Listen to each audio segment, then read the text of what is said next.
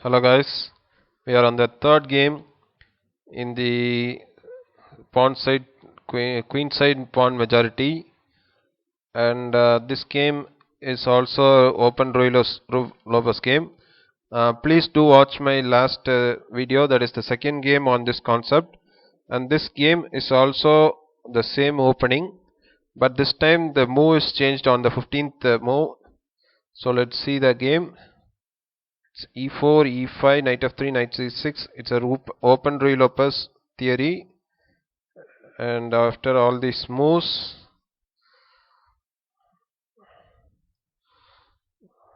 so after all these theoretical moves,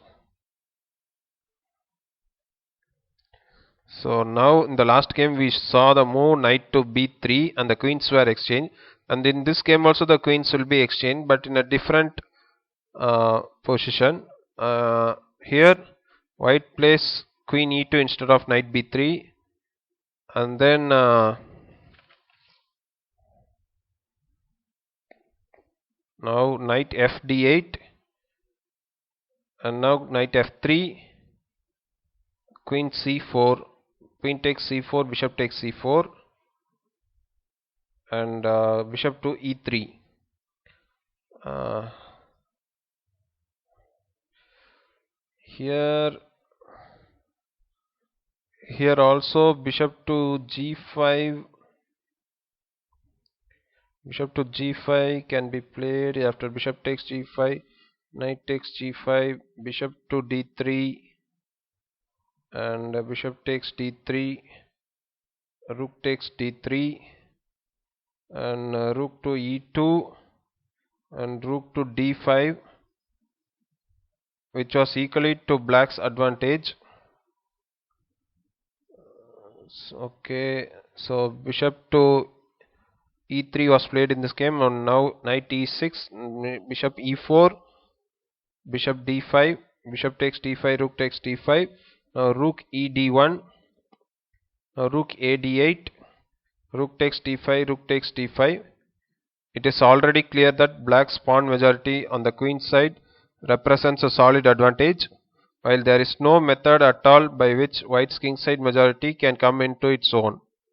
Indeed, white's pawn at e5 can be looked upon as a definite weakness, as the necessity of the defending it brings an additional strain on white's resources. Now king to f1, king f8, rook c1. This loss of tempo leaves white entirely without prospects. Now c5, now king e2, king e8, rook d1, rook takes d1, king takes d1, king d7, and knight to d2, and g5, stopping white's protecting the e pawn by f4. So to stop f4, g5 was played, and f3, king c6, g3, king d5, f4, gf4, gf4, and knight to d4, knight to f1, king e4. So now after king e4 there is king to d2, knight f5, knight g3, knight takes g3, h takes g3, and king to f3. Now king d3, king takes g3, f5, h5,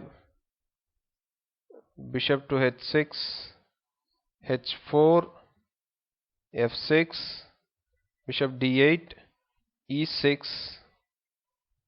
and fe6, f7, bishop to e7.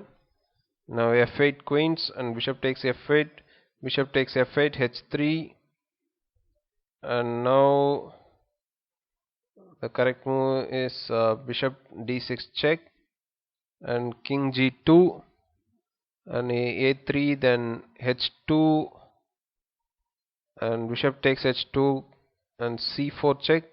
Now king e4, and king takes h2,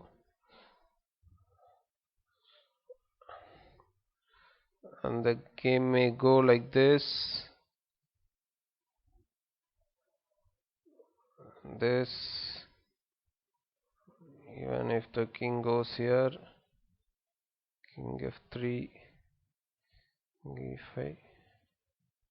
So black is winning here anyway. If at all, if this is played, then okay.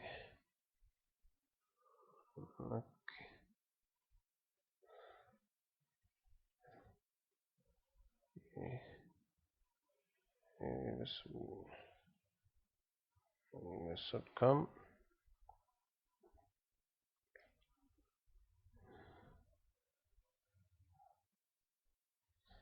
If this would be a blunder, after this ab5, ab5, then king c5 comes.